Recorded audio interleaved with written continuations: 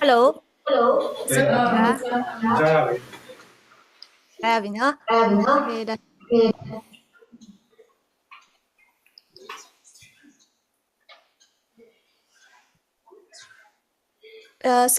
screen share ထားတာလေးရောမြင်လို့ရလားရှင်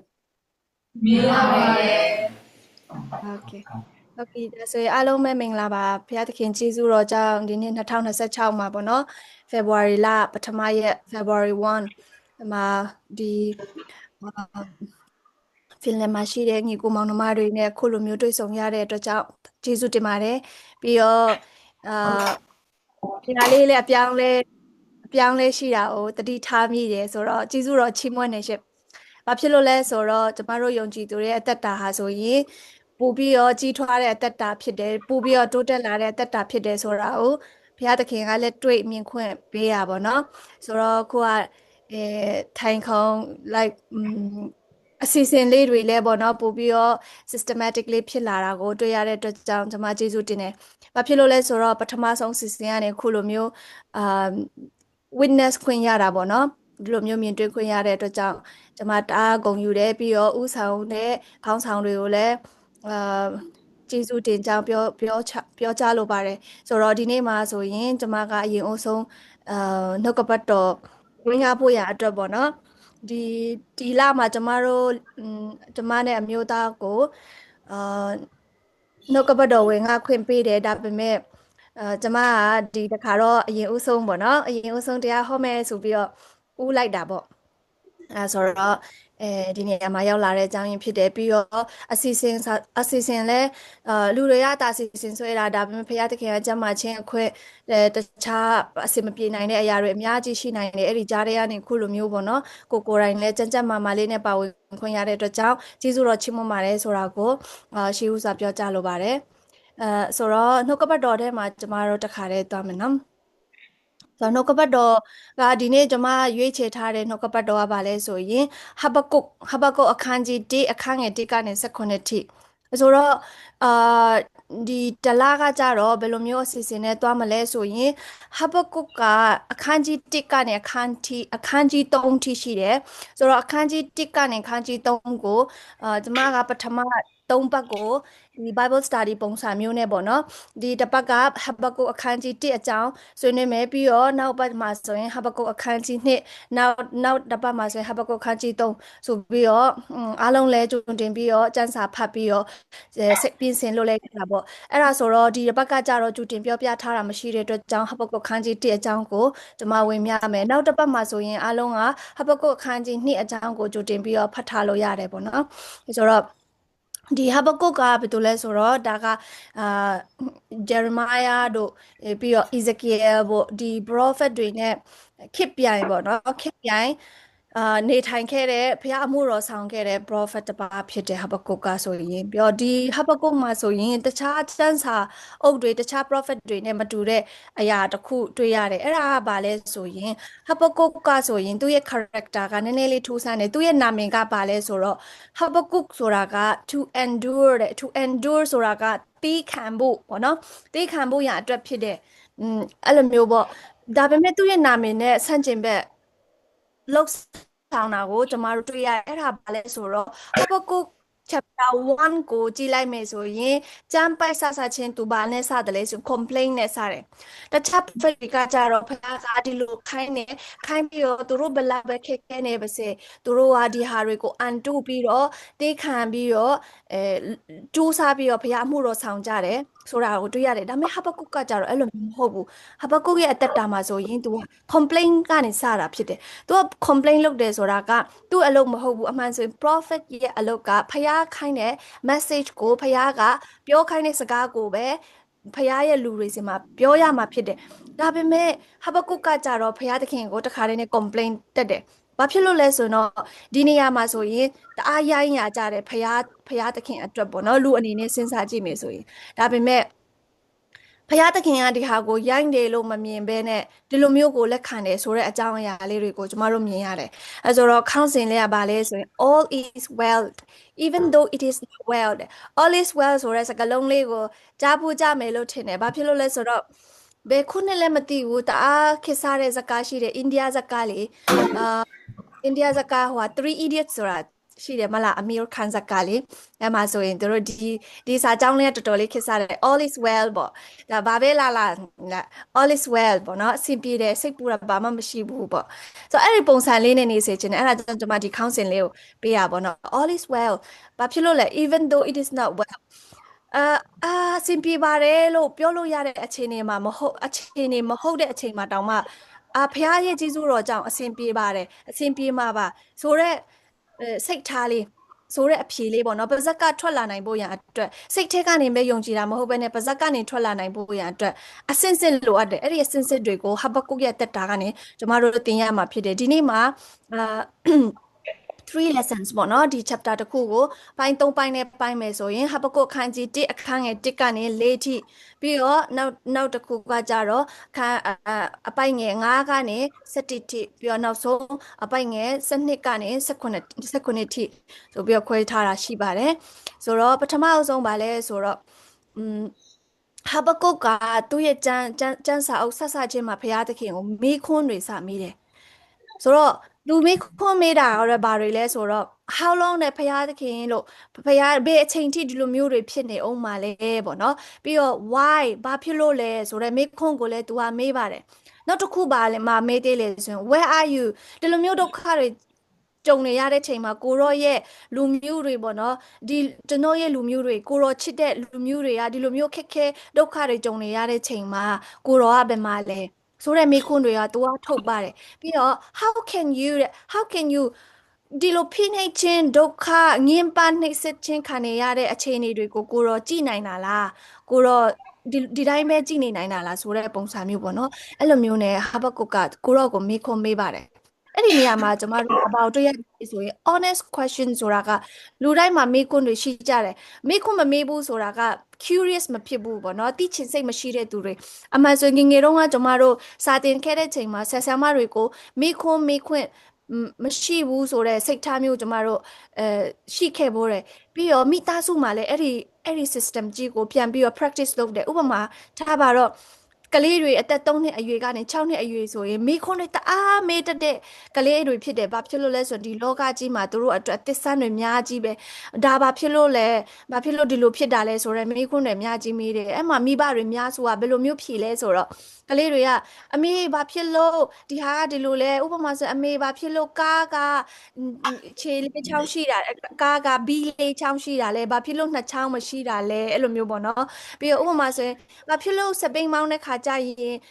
စပိန်ကပေါ့နော်နှစ်ဘိန်းပဲရှိရလဲဘာဖြစ်လို့ဘိန်းကလဲတာလဲအဲ့လိုမျိုးပေါ့နော်အမေဘာဖြစ်လို့ကျွန်တော်တို့ကနေ့တိုင်းထမင်းစားရတာလဲအခုမေးခွန်းတွေရမှဆိုရင်ကျမသားကျမကိုမေးတယ်မေးခွန်းတွေဖြစ်တယ်မဆိုရင်စိတ်တူစရာကောင်းတယ်လေဟုတ်တယ်မလားလူကြီးတွေအတွက်ဆိုရင်ပြီးတော့အတိတ်ပဲလည်းမရှိဘူးဒါပေမဲ့ဒီမေးခွန်းတွေကိုကျမတို့ကစိတ်ရှိရှိနဲ့ဖြေရတယ်ဘာဖြစ်လို့လဲဆိုတော့ तू ကမတိသေးလို့ကျမတို့အတွက်ကတော့မထူးဆန်းဘူးဒါမဲ့ဒီကလေးရဲ့အတွက်ကကြတော့အသစ်တွေဖြစ်တယ်အဲ့လိုပဲကျမတို့ကြုံတွေ့နေရတဲ့ဘဝမှာမကြုံတွေ့ရတဲ့ဟာတွေကြုံတွေ့ရတဲ့အခါမှာမေးခွန်းတွေရှိတယ်အဲ့ဒီမေးခွန်းတွေကိုဟာဘကုတ်ကဘာတင်ပေးတယ်လဲဆိုရင်ကိုယ့်ရဲ့ဘေးနာကတငယ်ချင်းတွေကိုမမေးပါနဲ့ကိုယ့်ရဲ့ဘေးနာကကိုယ့်ရဲ့ဘေးနာမှာရှိတဲ့ညီကိုမောင်နှမတွေကိုယ့်ရဲ့ဘေးနာမှာရှိတဲ့mix တွေပေါ့နော်တငယ်ချင်းတွေဆွေမျိုးတွေကိုမမေးပါနဲ့အဲ့ဒီအစာဒီမေးခွန်းတွေရအဖြေရှိတဲ့ဖះကိုပဲမေးပါဆိုတာကိုဟာဘကုတ်ကတင်ပေးတာဖြစ်တယ်ဟာဘကုတ်ကဒီမေးခွန်းတွေကိုဖះသခင်မှာဖះသခင်ကိုမေးဖို့ तू ကလုံးဝဘယ်လိုပြောမလဲမတွန့်ဆုတ်ဘူးစိတ်ယူတတလေးနဲ့ဖရာသခင်ကိုတဲ့မေးတယ်ပေါ့နော်ဖရာသခင်ဖြစ်လို့တကူဩဇာနဲ့ပြည့်တယ်ဆိုတာ तू သိတယ်ဒါပေမဲ့ဖရာသခင်ချစ်ချင်းမေတ္တာနဲ့ပြည့်စုံတဲ့ဖရာသခင်ဖြစ်တယ်ဆိုတာလေ तू ကသိတယ်အဲ့ဒါကြောင့်ဒီမေးခွန်းတွေကိုမေးဖို့ तू ကမတွန့်ဆုတ်ခဲ့ဘူးဒါဆိုရင် तू ကဘာတွေအကြောင်းကိုမေးခဲ့တာလဲ about what violence သူ့ဘေးနားမှာမြင်နေရတဲ့မတရားမှုတွေကြမ်းတမ်းမှုတွေဟုတ်တယ်နော်ဒါတွေကို तू ကမြင်နေရတဲ့ခါကျတော့ဒီဟာတွေကို तू ကဘုရားသခင်ကဘယ်လိုမျိုးခွင့်ပြုတာလဲဘယ်လိုကြည်နေနိုင်တာလဲကျွန်တော်ဖြစ်တဲ့လူကတောင်မှမကြည်နိုင်ဘူးမသိခံနိုင်ဘူးဘာဖြစ်လို့ဘုရားကတော့ဒီတိုင်းလက်ပိုက်ကြည်နေနိုင်တာလဲဆိုတာတွေက तू ကမေးခွန်းမေးတာဖြစ်တယ် injustice ပြီးတော့ wicked people winning ဆိုတာကစင်ရဲတဲ့သူတွေကပူပြီးတော့စင်ရဲတယ်မတရားလုပ်တဲ့လူတွေချမ်းသာတယ်ပြီးတော့ပူပြီးတော့ဘယ်လိုပြောမလဲ မတရားတဲ့သူပူဆိုးတဲ့သူတွေကလိမ်မာတဲ့သူတွေဖျားတရားနဲ့နေတဲ့သူတွေကိုအနိုင်ကျင့်ကြတယ်ဆိုတဲ့ပုံစံမျိုးတွေကိုသူကမြင်နေတဲ့ခါကျတော့ဒီဟာတွေကိုဖျားသခင်စီမှာသူကမေးတာဖြစ်တယ်ပြီးတော့သူကပြောတယ်ပေါ့နော်ဟာဘကုတ်က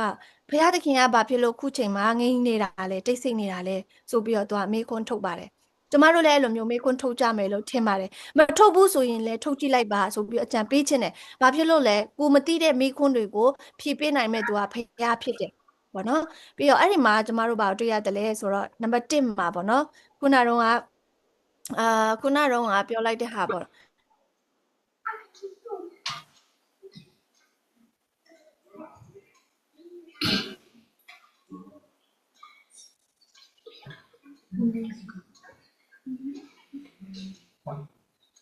ဒီခွန်းတွေကပောက်ကွေးသွားမယ်ကိုယ့်ရဲ့ယုံကြည်ခြင်းအတွက်ဘာကောင်းတာတစ်ခုမှယူဆောင်လာမှာမဟုတ်ဘူးဆိုတာလေးကိုပြပေးခြင်းတယ်ဆိုတော့အဲ့ဒီမှာဘာပြောတယ်လဲဆိုတော့ God is not afraid of your questions ဘုရားသခင်ကကျွန်တော်တို့ရဲ့မိခွန်းတွေကိုဘယ်တော့မှမငီးငွေ့ဘူးကျွန်တော်တို့ကိုဒီလိုမျိုးမိခွန်းအတိတ်ပဲမရှိတဲ့မိခွန်းဆိုပြီးတော့ဘယ်တော့မှဘုရားကတော့ပြောမှာမဟုတ်ဘူးအဲ့ဒါကြောင့်ဘုရားသခင်စီမှာမိခွန်းမေးဖို့မကြောက်ပါနဲ့နောက်တစ်ခု honest prayer is better than silent bitterness မိသားစုမှာရှိတဲ့သူတွေကဆိုရင်ကိုမေ့ချင်းရဲ့တာနဲ့ဘာဖြစ်လို့မမေ့တာလဲကိုတိချင်တဲ့မေးခွန်းတွေကိုမမေ့ရဲပဲနဲ့မြူသိမ့်နေတဲ့သူတွေကဆိုရင်စိတ်ထဲမှာခါသီးမှုတွေနာကျင်မှုတွေပြီးရင်ဘာဖြစ်နိုင်တယ်လဲဆိုရင်တန်တရားစိတ်တွေကပို့ပြီးတော့တိုးပွားလာနိုင်တယ်အဲ့ဒီတိုးပွားလာတဲ့ဟာတွေက toxic relationship ကိုဖြစ်စေနိုင်တယ်အဲ့ဒီ toxic relationship ဆိုတာကမိဖခင်နဲ့မိဘနဲ့တာသမီကြားမှာလည်း toxic relationship အစိတ်ရှိတယ်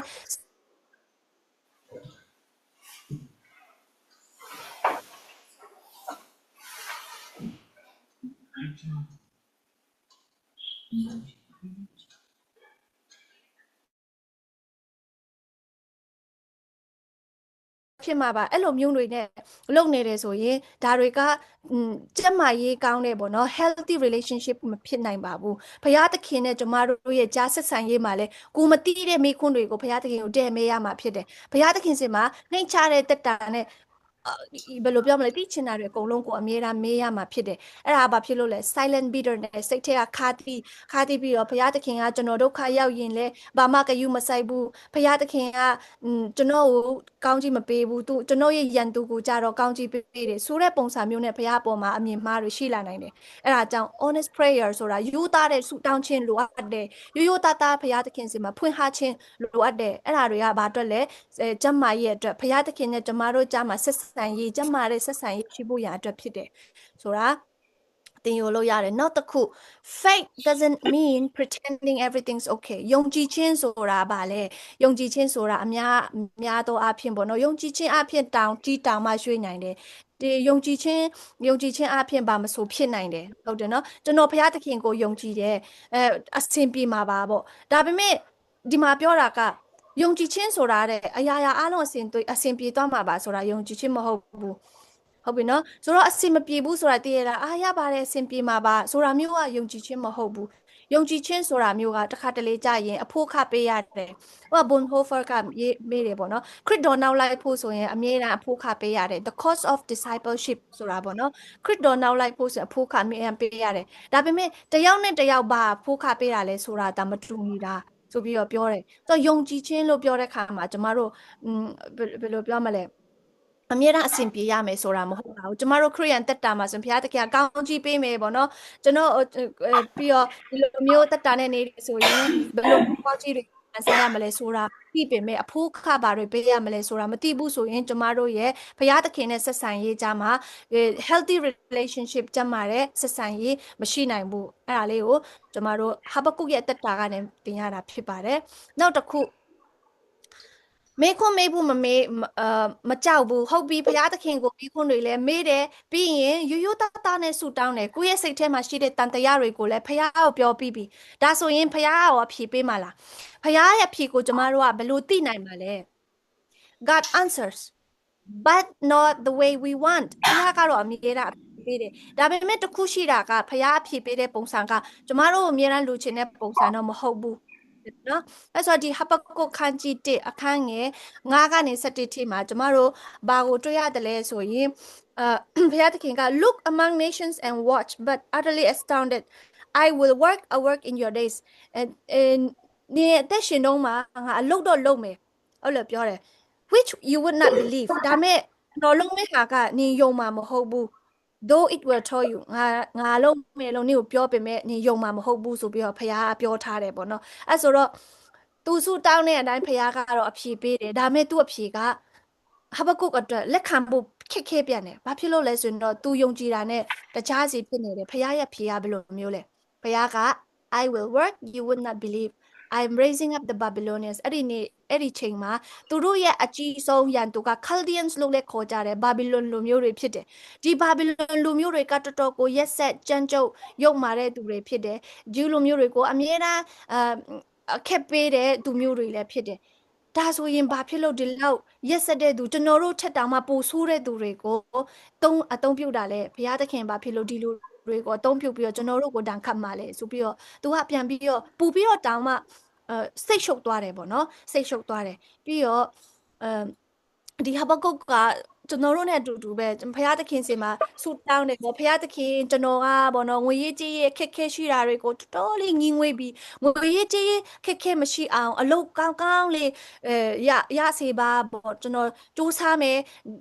ပြီးတော့ကျွန်တော်အတက်နိုင်ဆုံးစူးစမ်းမယ်ကောင်းကောင်းလေးနဲ့အဆင်ပြေပြေလေးနဲ့နေနိုင်ဖို့ကိုတော့ရှင်လန်းပြပေးပါဆိုပြီးတော့ဆူတောင်းတယ်ဟုတ်ပြီရိုးရိုးသားသားနဲ့ဆူတောင်းတယ်ဒါပေမဲ့ဘုရားသခင်ကအပြေမပေးဘူးကျွန်တော်တို့ဥပမာဆိုရင်ကိုကငွေရေးကြေးရေးအဆင်ပြေဖို့ဆူတောင်းပေမဲ့ဘုရားသခင်ကအလုပ်ပြုတ်ခိုင်းတယ်ထားပါတော့ကိုကအလုပ်ပြုတ်သွားတယ်ပေါ့နော်အလုပ်ပြုတ်သွားတဲ့ခါမှာကိုကစိတ်ရှုပ်သွားတယ်ဘာဖြစ်လို့လဲဘုရားသခင်ကကျွန်တော်ဆူတောင်းထားတဲ့အတိုင်းမဟုတ်ပါလားဘယ်လိုဖြစ်တာလဲပေါ့နောက်တစ်ခုတစ်ခါတလေကြာရင်ကျမတို့ဘုရားသခင်နိုင်ငံရဲ့ချမ်းမာနေတဲ့အခုချိန်မှာကျွန်တော်မကြမ်းမာဘူးတခုခုဖြစ်တယ်ဆိုရင်ကျွန်တော်ရဲ့မိသားစုတွေကကျွန်တော်အပေါ်မှာအများကြီးအားကိုးအားထားနေတဲ့ချိန်မှာကျွန်တော်ဖျားလို့မဖြစ်ဘူးနော်ဆိုပြီးဆူတောင်းနေတဲ့သားနဲ့ဖျားတယ်ခဏခဏဆေးရုံသွားရတယ်ဆေးတွေအမြဲတမ်းတောက်နေရတယ်ဘာဖြစ်လို့လဲနားမလဲဘူးဒါလည်းဖះအဖြေပဲဒါပေမဲ့တခုနားမလဲသေးတာပဲရှိတယ်เนาะကျမတို့ဖះအဖြေပေးတဲ့ဟာကိုနားမလဲနိုင်ဘူးနောက်တစ်ခုတစ်ခါတလေကြရင်ကိုရောကျွန်တော်တအားစိတ်တူတယ်အလုံးမှာစိတ်ရှိဖို့လိုအပ်တယ်ပေါ့နော်ဘာပဲလုံးစိတ်ရှိဖို့လိုအပ်တယ်ဒါမှမဟုတ်ရင်နားလည်မှုရှိဖို့လိုအပ်တယ်ဒါမှမဟုတ်ရင်ကျွန်တော်တင်ယူတဲ့အရာအားလုံးကိုနားလည်နိုင်စွမ်းရှိဖို့လိုအပ်တယ်ဆိုပြီးတော့ဖះသခင်စင်မှာ detail အသေးစိတ်လေးနဲ့ဆူတောင်းနေရဲ့သားနဲ့စိတ်တူရမယ့်အခြေအနေတွေကိုကြုံရတယ်တေးမခံရမယ့်လူပုဂ္ဂိုလ်နဲ့ roommate ကြတယ်အဲ့လိုမျိုးပေါ့ပြီးရင်ကိုယ့်ရဲ့လုပ်ဖို့ကိုင်ဖက် partner ကတော်တော်လေးကိုအမြဲတမ်းကိုစိတ်ကတိကအောက်ဖြစ်အောင်အမြဲတမ်းလုပ်နေတယ်ဆိုတဲ့ဟာမျိုးကိုယ့်ရဲ့ဆူတောင်းတဲ့ပုံစံမျိုးနဲ့ဆန့်ကျင်ဘက်တွေကိုအမြဲတမ်းရတဲ့အခြေအနေမျိုးတွေလည်းရှိနိုင်မယ်လို့ထင်တယ်ဒီမှာရှိတဲ့ညီကိုမောင်နှမတွေလည်းအဲ့လိုမျိုးကြုံရမယ်လို့ထင်တယ်အဲ့ဒီအချိန်မှာကျမတို့ကဖះသခင်ကကျွန်တော်ရဲ့ဆူတောင်းချက်ကိုလည်းဘာမှနားမထောင်ဘူးဆိုပြီးတော့ဆူတောင်းတာအားမရော့သွားပါနဲ့ကျန်းစာဖတ်ရင်လည်းဘာမှမထူဘူးမလုပ်ပါနဲ့ကျွန်တော်ဖះတောင်းသွားရင်လည်းဘာမှမထူဘူးမလုပ်လိုက်ပါနဲ့ကျွန်တော်ယုံကြည်သူမောင်နှမတွေနဲ့ဆက်ပြီးတော့မိတ္တဟာယဖွဲ့ရင်လည်းဘာမှမထူဘူးဘသူမှလည်းကျွန်တော်ကိုဂရုမစိုက်ဘူးကျွန်တော်ဘယ်လောက်ပဲအားစိုက်အသုံးမဝင်ဘူးမလုပ်လိုက်ပါနဲ့ဒါတွေအားလုံးဖះသခင်ကအမြဲတမ်းပြုပါတယ် God always counted on your hard work ဘုရားသခင်အမြဲတမ်းအတိမပြုတယ်ဘယ်သူမှအတိမပြုရင်တောင်မှဘုရားသခင်အတိမပြုတယ်ဘာဖြစ်လို့လဲဆိုတော့တခြင်းမှလည်းရှိတယ်လေ I don't know about tomorrow but I know who holds tomorrow အဲ့ဒါဘုရားသခင်ကျွန်တော်တို့ကမနေ့ပြန်မှာကျွန်တော်ဘာဖြစ်မလဲဆိုတာမသိဘူးဒါပေမဲ့မနေ့ပြန်ကင်တဲ့သူကိုကျွန်တော်သိတယ်မနေ့ပြန်ပိုင်တဲ့သူကိုကျွန်တော်သိတယ်လို့တခြင်းမှလည်းရှိတယ်ပေါ့နော်ဆိုတော့မတိချပေမဲ့ကျမတို့တီးဖို့ကကြတော့ဘာလို့အပ်တယ်လဲဆိုရင်ဘုရားသခင်ကအမှုပြုလိုက်မယ်ဆိုတော့ယုံကြည်ဖို့လိုပါတယ် God ways are higher than us ဘုရားသခင်ပြင်ဆင်တဲ့အရာလမ်းတွေကကျွန်တော်တို့ထင်တဲ့လမ်းမဟုတ်ဘူးတဲ့ဟေရှာယခန်းကြီး55ရှစ်ကိုမှာဆိုရင် your ways are higher than my ways တဲ့ your thoughts are higher than mine တဲ့ဘုရားသခင်ရဲ့အကြံစီဟာဆိုရင်ကျွန်တော်တို့အကြံစီထက်ပိုပြီးတော့မြင့်မားတယ်ဘာဖြစ်လို့လဲဖရားဖြစ်လို့ဖြစ်တယ်เนาะအဲ့ဒါကြောင့်ကျမတို့ကိုဖရားသခင်ကောင်းဆုံးပြင်ဆင်ပေးမှာပါဆိုတာကိုယုံကြည်ရပါမယ်ဥပမာဆိုရင်တခြင်းတစ်ခုမှာပါရှိတယ်လဲဆို footprints in the sand ဆိုတဲ့တခြင်းလေးလဲကြားဖို့မှာပါအဲ့ဒီမှာဆိုရင် footprints in the sand he hold me in his hand ဟုတ်ပြီနော်ပြီးရင်ဒီ ဘာဖြစ်တယ်လဲဆိုရင်တော့တေးပေါ်မှာကျွန်တော်လမ်းလျှောက်နေတယ်အဲ့တေးပေါ်မှာဆိုရင်ခြေရာနှစ်စုံရှိတယ်ပေါ့နော်ခြေရာနှစ်စုံရှိတဲ့ခါကျတော့ကျွန်တော်ကဒါကျွန်တော်ရဲ့ခြေရာပေါ့ဒီခြေရာတစ်စုံကဖယားဒါမဲ့တစ်ခါကျတော့ကျွန်တော်တောင်တန်းပေါ်မှာတက်တဲ့ခါမှာခက်ခဲတဲ့ချိန်မှာကျွန်တော်ခြေရာနှစ်စုံမတွေ့တော့ဘူးခြေရာတစ်စုံပဲတွေ့တော့တယ်ဘာဖြစ်လို့လဲဒီခက်ခဲဆုံးကျွန်တော်ဘဝမှာခက်ခဲဆုံးချိန်မှာကိုရောကမရှိတော့ဘူးလားဆိုပြီးတော့ပြောတယ်ဒါပေမဲ့အတန်တန်ကသူ့ကိုအဖြေပေးတယ်တဲ့ငါသမီးတဲ့ဒီဒီဒီနေမြင်နေရတဲ့ခြေတစုံကနင့်ခြေတစုံမဟုတ်ဘူးလေကျွန်တော်ရဲ့ခြေတစုံဖြစ်တယ်ငါနင့်ကိုနင့်ခက်ခဲဆုံးအချိန်မှာငါနင့်ကိုကြောမှာပိုးထားတယ်ဆိုပြီးတော့အဖြေပေးတယ်ပေါ့နော်ဆိုတော့ဘုရားသခင်က तू ရဲ့လှုပ်ဆောင်ချက်တွေကကျွန်တော်တို့အမြဲတမ်းထင်တယ်လို့မဟုတ်ဘူးအဲ့ဒီခါကျတော့ဘုရားသခင်က silence does not mean absent နဲ့ silence နဲ့မတူဘူးဥပမာဒီအခန်းထဲမှာလေကျမတယောက်တည်းစကားပြောနေတယ်ခုချိန်မှာဟုတ်တယ်နော်ဒါပေမဲ့အားလုံးကကျမကိုနိုင်ငံခြားမှာရှိနေတယ်လို့မစင်စားဘဲနဲ့တခန်းထဲမှာရှိတယ်လို့စဉ်းစားကြည့်လိုက်ကျမတယောက်တည်းစကားပြောနေပေမဲ့အားလုံးကနားထောင်နေပေမဲ့အားလုံးမရှိတာမဟုတ်ဘူးအဲ့ဒါဥပမာပေါ့နော် silence doesn't mean absent you are silent but that doesn't mean that you are absent အားလုံးကဒီမှာထိုင်နေပေမဲ့မရှိတာမဟုတ်ဘူးရှိနေတဲ့သားနဲ့ကျမကိုနားထောင်နေတာဖြစ်တယ်ကျမတို့ဒုက္ခခက်ခဲကြုံနေရတာတွေဆူတောင်းနေတာတွေစမ်းစာဖတ်နေတာတွေစူးစမ်းပြီးတော့ရုန်းကန်နေတာတွေကဘုရားသခင်ကဒီတိုင်းကြည်နေတာတော့မဟုတ်ဘူးကျွန်တော်တို့ရဲ့ဘေးမှာသူကရှိရင်းနဲ့ကြည်နေတာပဲဖြစ်တယ်အဲ့ဒါကြောင့်ဆက်ပြီးတော့ခုနကတော့ပြောတဲ့ဟာလေးတွေကိုနဲ့အရှုံးမပေးဘဲနဲ့ဆက်ပြီးတော့စူးစမ်းဖို့လိုအပ်ပါတယ်ပြီးတော့နောက်တစ်ခုယုံကြည်ခြင်း keep the faith and keep moving Mark အခန်းကြီး9ငယ်36ထဲမှာဘယ်သူအကြောင်းကိုတွေ့လဲဆိုရင်သူ့သမီးဆုံးနေမကောင်းဖြစ်တဲ့အချိန်မှာဒီ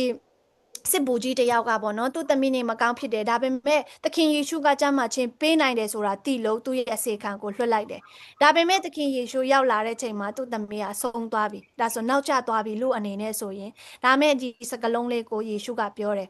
နေရဘာမစိုးရိမ်နဲ့ don't be afraid but only believe တဲ့နေမစိုးရိမ်နဲ့ယုံကြည်ခြင်းတစ်ခုသာရှိလို့တဲ့အဲ့ဒီအချိန်မှာသခင်ယေရှုကသူ့ရဲ့သမီးပေါ်မှာသူ့ရဲ့သမီးပေါ်မှာလက်တင်ပြီးတော့ဆူတောင်းလိုက်တဲ့အခါမှာသူ့ရဲ့သမီးရဲ့အသက်ပြန်ရှင်လာတဲ့ဆိုတာကိုကျမတို့မြင်တွေ့ရတယ်အဲ့ဒါဘာပြောတယ်လဲလူအနေနဲ့လောက်ကြတယ်လို့ထင်ရတဲ့ဟာတွေလည်းဘုရားသခင်အတွက်ကနောက်မကြဘူး तू ကသူ့ timing နဲ့ तू အမြဲတမ်းလှုပ်ဆောင်နေတယ်အဲ့ဆိုတော့ကျမတို့လွယ်လွယ်လေးနဲ့ဘုရားသခင်ကျွန်တော်အပေါ်မှာ तू ကျွန်တော်အပေါ်မှာဘယ်လိုပြောမလဲ God give up on me ပေါ့နော်အရှုံးပေးတယ်ဆိုတာမျိုးစိတ်ထားမျိုးမရှိဖို့ဟာဘကုတ်စီကနေတီးယူရတာဖြစ်တယ်ဟာဘကုတ်လဲ तू ကဘုရားသခင်ပေးတယ်အဖြေကိုမရဘူးဒါပေမဲ့ तू ကဆက်ပြီးတော့ဆူတောင်းတယ်အိုးဟုတ်ပြီဘုရားပြောတဲ့ဟာလေးကိုနားထောင်တယ်သူ့ရဲ့ရန်သူတွေဘလောက်တောင်ကြီးမားကြောင်းဘုရားကပြောတယ်ပေါ့နော်ဒီလူတွေကိုကျွန်တော်ကကိုယ့်ရဲ့လူမျိုးတွေကိုညှဉ်းပန်းနှိပ်စက်ဖို့ပြစ်ဒဏ်ပေးဖို့တုံးမယ်လို့ပြောတဲ့ချိန်မှာဟာဘကုတ်ကနားထောင်နေတယ်။အော်ဒါဖရားရဲ့အကြံစီပဲလားဆိုပြီးတော့ဆက်ပြီးတော့သူကနားထောင်နေတာကိုတွေ့ရတယ်။နောက်ဆုံးအချက်ကဘာလဲဆိုတော့ hold on to God's character even in confusion တဲ့ဟာဘကုတ်ကဘာဖြစ်လို့အဲ့လိုနားထောင်နေနိုင်တာလဲဆိုရင်ဖရား तू နဲ့စကားပြောနေတဲ့ဖရားကဘယ်သူလဲဆိုတာကို तू ကသိလို့ဖြစ်တယ်။ဘာဖြစ်လို့ဒီလိုဖြစ်နေတာလဲဆိုတာမသိပေမဲ့ဒီလိုမျိုးကြုံနေရတဲ့ချိန်မှာဘသူရဲ့အကြံစီနဲ့လဲသူကိုကိုွယ်နဲ့သူအမှုတော်ဆောင်နေတဲ့သူကဘသူလဲဆိုတာဟဘကုတ်ကတေချာလေးသိတယ်အဲ့ဒါအခန်းငယ်စနစ်ကနေ18ထိတွေ့ကျမတို့တွေ့ရတယ်ပေါ့နော်အဲ့အချိန်မှာဟဘကုတ်ကဖះကိုပြောတယ်ကိုရောကထာဝရအသက်ရှင်တဲ့ဖះဖြစ်တယ်တန်ရှင်းတဲ့ဖရားဖြစ်တယ်ပြီးရင်အမြဲတမ်းfaithful ပေါ့နော်တစ္ဆာရှိတဲ့ဖရားဖြစ်တယ်ဆိုတာကိုဟဘကုတ်ကသူ့ပါဇက်ကနေပြောထွက်တယ်အဲ့ဆိုတော့ယုံကြည်သူတွေရဲ့အသက်တာမှာကျွန်တော်တို့ရဲ့တက်တာမှာဒီဖရားဟာအသက်ရှင်တဲ့ဖရားဖြစ်တယ်ဟိုးနှစ်ပေါင်း3000ကျော်ကဟဘကုတ်ကကြုံတွေ့နေရတဲ့အရာတွေဟာဆိုရင်ဒီနေ့ယုံကြည်သူတွေရဲ့အသက်တာမှာလည်းကြုံတွေ့နေနိုင်တယ်ဒီအဲ့လိုကြုံတွေ့နေရတဲ့ချိန်မှာဖရားသခင်ဟာတင့်အတွက် eternal God ထာဝရအသက်ရှင်တဲ့ဖရားဖြစ်သလားဖြစ်တဲ့အကြောင်းကိုသင်ဝန်ခံသလားဘုရားသခင်ဟာဆိုရင်တန်ရှင်းတဲ့ဘုရားဖြစ်ကြောင်းကိုသင်ယုံကြည်လက်ခံသလားဘုရားသခင်ဟာတင့်ပေါ်မှာအမြဲတမ်းတစ္ဆာရှိတဲ့ဘုရားဖြစ်တယ်ဆိုတာကိုသင်ရယုံကြည်လက်ခံပါသလားဆိုတာကိုကျွန်မမေးချင်ပါတယ်။ဘာဖြစ်လို့လဲဆိုရင်တော့ဘုရားကဘယ်တော့မှမပြောင်းလဲတဲ့ဘုရားဖြစ်တယ်။ဟဘကုတ်ကစကားပြောနေတဲ့ဘုရားဟာဆိုရင်ကျွန်မတို့ဒီနေ့မှာကိုးကွယ်ပြီးတော့စကားပြောလို့ရတဲ့ဘုရားဟာဘုရားအတူတူပဲဖြစ်ပါတယ်။ We worship the same God ဖရားတဆူတဲ့ဖရားတပါးကိုပဲကျမတို့ကိုးကွယ်တာဖြစ်တယ်ပေါ့နော်ဒါဆိုရင်ဟဘကုတ်က သူလိုချင်တဲ့အဖြေမရပေမဲ့ဘုရားသခင်စီမှာယုံကြည်ခြင်းကိုရှိတယ်ဒါဆိုရင်ကျွန်တော်တို့ရောအဲ့ဒီယုံကြည်ခြင်းမျိုးဆက်ပြီးတော့ရှိနိုင်မလားကိုမေခွန်းထုတ်ရအောင် even in confusion Habakkuk keeps praying keeps believing keeps talking to God သူဘယ်လောက်ပဲစိတ်ရှုံနေပါစေဖခင်ရဲ့ကြံစီကသူထင်ထားတယ်လို့မဟုတ်ပါစေသူကဆက်ပြီးတော့ဆူတောင်းနေတယ်ဆက်ပြီးတော့ယုံကြည်တယ်ဆက်ပြီးတော့ဖခင်သခင်ကိုစကားပြောနေပါတယ်ဒါကြောင့်ကျမတို့ယုံကြည်သူတွေရဲ့တက်တာမှာပေါ့နော်မတိချမရေရတဲ့အရာတွေရှိတယ်ဆိုရင်လည်းဆက်ပြီးတော့ဆူတောင်းရအောင်ဆက်ပြီးတော့ကျန်းစာဖတ်ရအောင်ဆက်ပြီးတော့မြုပ်ကြည်သူတွေနဲ့မိတ္တဟာရဖွဲ့ရအောင်ဆက်ပြီးတော့ဖျားเจ้าကိုလည်းဆက်လာအမြဲတမ်းပေါ့နော်မပြတ်မကွက်လာရောက်ဖို့ရဖြစ်တယ်ပြီးတော့ဆက်ပြီးတော့အလုပ်ခွင်မှာကိုယ်ဘယ်လောက်ပဲစူးစမ်းမအောင်မြင်ဘူးလို့ထင်ရရင်တောင်မှဆက်ပြီးတော့စူးစမ်းရမှာဖြစ်ပါတယ်ဒီဟာတွေအားလုံးရဲ့ဖြေကတနေ့နေ့မှာတေချာလိုက်မယ်ပေါ့နော်တေချာတိမှာပါပေါ့ we may not know why but we know who ဆိုတော့ဘာဖြစ်လို့ဒါတွေဖြစ်တာလဲဆိုတာနားမလည်ပေမဲ့ဘသူလဲကျွန်တော်တို့ကိုအများအားကြည့်နေတာဘသူလဲဆိုတာကိုသိတယ်ဆိုတော့နောက်တစ်ခုဆူတောင်းတာအဖြေမရဘူးလို့ထင်ရရင်တောင်မှဆက်ပြီးတော့ဆူတောင်းမှာပေါ့နော်ဥပမာဆိုရင်ကျမရဲ့အသက်တာမှာဆိုရင်လည်းပေါ့နော်ကျမဆူတောင်းထားတယ်ငငယ်တုန်းကအနေနဲ့ဆူတောင်းထားတာရှိတယ်အဖြေရသလားဆိုတော့ရတယ်လို့ပဲဒါပေမဲ့ကိုရတဲ့ပုံစံကကိုမျောလင့်ထားတယ်လို့မဟုတ်ဘူးပေါ့နော်ဒါပေမဲ့ဘုရားသခင်ရဲ့အဖြေဆိုကျမအတွက်ကောင်းဆုံးဖြစ်တယ်ဆိုတာကိုကျမအခုအချိန်မှာယုံကြည်လက်ခံရတယ်6နှစ်ပြီးမှယုံကြည်လက်ခံရတာပေါ့ဥပမာဆိုရင်ပေါ့နော်ကိုက10တန်းအောင်တဲ့ခါကျတော့မြန်မာပြည်ရဲ့ education system အရnurse ပေါ့နော်10တန်းအမှတ်တွေနဲ့ဒီမှာမန္တလေးသူနာပြုတ်တက္ကသိုလ်မှာကျောင်းတက်ချင်တယ်အဲ့ခါကျတော့မန္တလေးသူနာပြုတ်တက္ကသိုလ်မှာရှောက်တယ်ရှောက်တိုက်တဲ့ခါမှာအဲ့ဒီတုန်းကဘာရှိတယ်လဲဆိုတော့မိန်းကလေးနဲ့ယောက်ျားလေးအမှတ်ယူတာတွေရှိတယ်ယောက်ျားလေးဆိုရင်တရားမှတ်မိန်းကလေးဆိုရင်တရားမှတ်ဆိုတာမျိုးတွေရှိတယ်အဲ့ခါကျတော့ကျမကမိန်းကလေးဖြစ်တဲ့အတွက်ကြောင့်ကျမတာယောက်ျားလေးဆိုရင်သူနာပြုတ်တက္ကသိုလ်ဝင်ခွင့်ရပြီဒါပေမဲ့မိန်းကလေးဖြစ်တဲ့ခါကျတော့သူတို့သတ်မှတ်ထားတဲ့မှတ်မမီလိုက်တဲ့ခါကျတော့မတက်နိုင်ဘူးအဲ့ဒီအချိန်မှာကျမတော့ဖရာသခင်မှာဆူတောင်းထားတယ်ဆူတောင်းထားတဲ့အတိုင်းပဲဘယ်လိုပြောတယ်လဲဆိုတော့မရတဲ့ခါကျတော့ဘာဖြစ်မလဲပေါ့ဘာဖြစ်လို့ဘုရားသခင်ကကျွန်မဒီလောက်စူးစမ်းထားတယ်ပြီးတော့သူရဲ့လူချင်းတဲ့အတိုင်းပဲယုံဘယ်လိုပြောမလဲ faithful ပေါ့နော်တစ္ဆာရှိရတာနဲ့ဘာဖြစ်မဆူတောင်းတာလေးတွေကိုလည်းခွင့်မပြုတာလဲအမှန်ဆိုရင်ကျွန်မတူနာပြုတ်တာရမယ်ဆိုရင်လူအများကြီးကိုကျွန်မပြုစုနိုင်မယ်စောင့်ရှောက်နိုင်မယ်ပြီးတော့ဒါကလည်းဖရာဘုန်းတော်ထင်ရှားဖို့ရအတွက်ပဲဆိုပြီးတော့ကျွန်မစဉ်းစားတယ်နောက်တစ်ခါကျွန်မဖိလစ်ပိုင်မှာကျောင်းတက်တယ်ကျောင်းတက်ပြီးတော့အဲ့ဒီမှာဘာပဲဖြစ်သူနာပြုတ်တက်ကသူမရဘူးဆိုတော့ဖိလစ်ပိုင်မှာကျောင်းတက်တဲ့ခါကျတော့ကျန်းစာကျောင်းကို6လတက်တယ်ကျန်းစာကျောင်း6လတက်ပြီးရဲ့ချိန်မှာအဖေကဒီမှာဆိုရင်ကျန်းစာကျောင်းမတက်နေတော့ English major နဲ့ပဲဘွဲယူလိုက်လို့အဲ့လိုပြောတဲ့ခါကျတော့ကျမပြန်ငိုရတယ်ကိုတော့ဘာဖြစ်လို့လဲပေါ့နော်nurse တက်ချင်တော့တက်ခွင့်မရလို့ခုကျန်းစာကျောင်းတက်တယ်ကျန်းစာကျောင်းတက်ပြီးတော့ဖះအမှုတော်ဆောင်မဲလို့ပြောပြီးတော့ major ပဲပြန်ရောက်သွားပြန်မယ်ဘာဖြစ်လို့လဲဆိုပြီးတော့ဆူတောင်းတယ်ကိုတော့ကျွန်တော်ဆူတောင်းအဖေစီမှာပေါ့နော်ဘုရားသခင်စီမှာကျွန်မဆူတောင်းလိုက်အောင်မယ်လို့ပြောတယ်အဖေကနင်တောင်းဆရာမလိုဘူးငါတောင်းပြီးပြီတဲ့အဲ့လိုပြောတာအဲကြောင့်တော့ပေါ့နော်အဖေကိုမလွန်ဆိုင်နိုင်တဲ့ခါကျတော့၄နှစ်တက်ရမယ့် course က irregular student ဖြစ်တဲ့အတွက်ကြောင့်၃နှစ်ခွဲနဲ့ပြီးအောင်ဆက်မှာရောအဲ့လိုမျိုးတက်တယ်ကျောင်းတက်ရင်းနဲ့ပေါ့နော် second year final ရလောက်ရောက်တဲ့ခါကျတော့ကျမအရင်တော့ငါဖះမှုတော်ဆောင်မယ်ကျန်းစာကျောင်းမှာလှုပ်မယ်ဆိုတဲ့ဟာတွေပြန်ပျောက်သွားပြန်ရောအဲ့ဒီခါကျတော့ကျမအခု BA English ပြီးသွားပြီဆိုတော့ MA ဟိုပေါ့ HRM ပေါ့နော် Human Resource Management နဲ့တက်မယ်တက်ပြီးတော့ဘာလို့မလဲဆိုရင်ဒါဖះမှုတော်ဆောင်တက်ပဲကျန်းစာကျောင်းတက်တဲ့သူတွေအများကြီးပဲဖះမှုတော်ဆောင်မဲ့သူတွေအများကြီးပဲအဲ့ဒါကြောင့်အဲ့ဒီဘက်မသွားတော့ဘူးဆိုပြီးတော့ IELTS လေ့လာပြီးတော့စာမေးပွဲဖြေတယ်စာမေးဖြေပြီးရဲ့ခါကျတော့လေကျန်းစာကျောင်းပြန်ပို့တယ်ဘုရားသခင်ကလေတအား like အိုးဆရာကောင်းတယ်ပေါ့နော်ကျန်းစာကျောင်းမှာရောက်ဖို့ရန်အတွက်အဲ့ဒီကြားထဲမှာ3နှစ်တအားကို confusing period ပေါ့နော်ကြုံခဲ့ရတယ်ဟိုဘက်သွားတော့မလားဆိုပြန်တော့လေကျန်းစာကျောင်းမှာပြန်ပို့တယ်ကျန်းစာကျောင်းမှာ MD 3နှစ်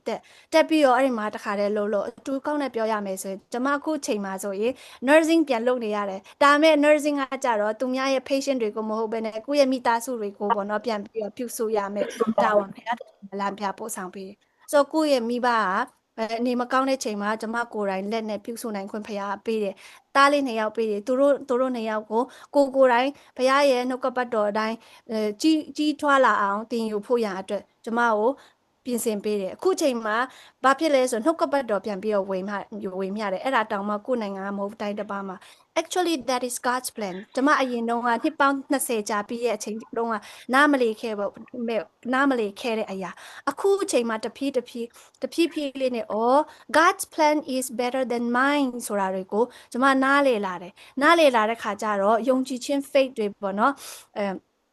ယုံကြည်ခြင်းတစ်ဆင့်တိုးတက်လာဖို့ရန်အတွက်ဘုရားသခင်က training အမျိုးမျိုးလဲပေးတယ်ဆိုတာကိုကျမနားလည်လာတယ်အဲ့ခါကျတော့ Habakkuk လိုပဲ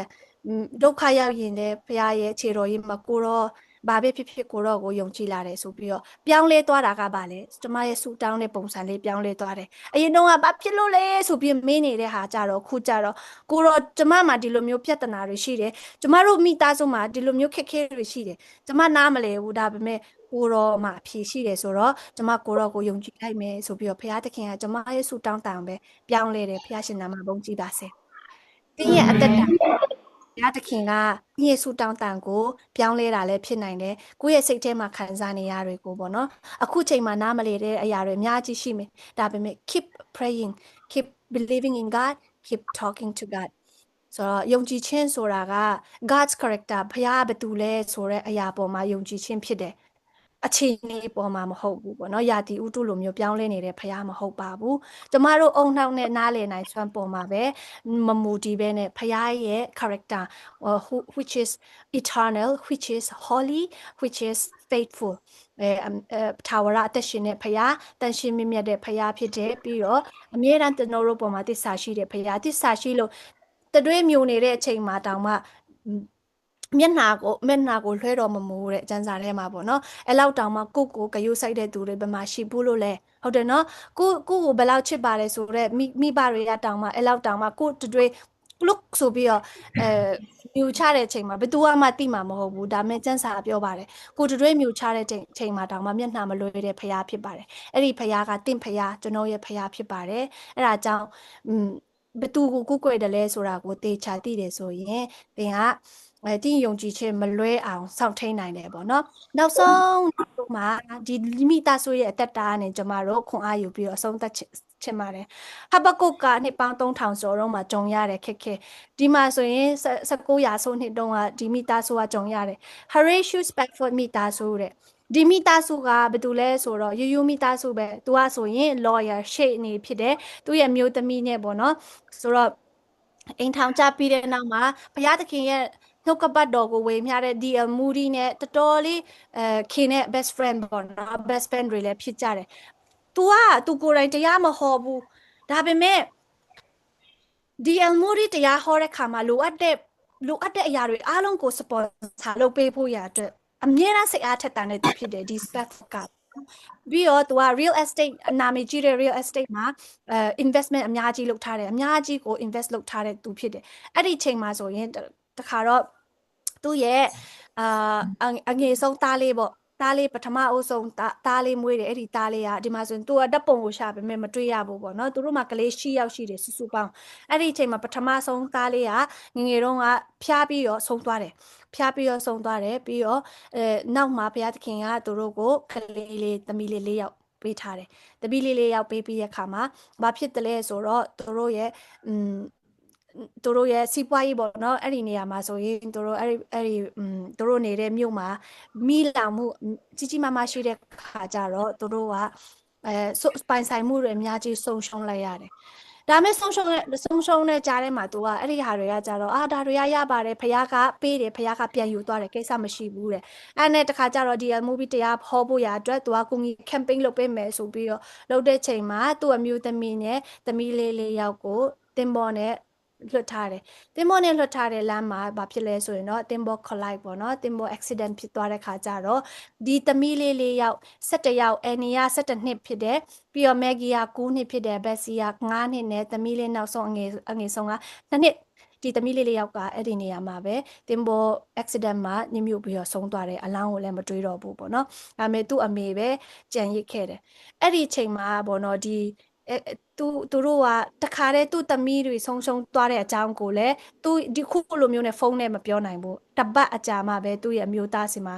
mail နဲ့ရောက်တယ်အဲ့ဒီချိန်မှာဒီအမျိုးသမီးကအာနာဆိုတဲ့အမျိုးသမီးဘာပြောတယ်လဲဆိုတော့ God gave me 4 daughters ဘုရားသခင်ကကျွန်တော်ကိုသမီးလေး4ယောက်ပေးတယ်တဲ့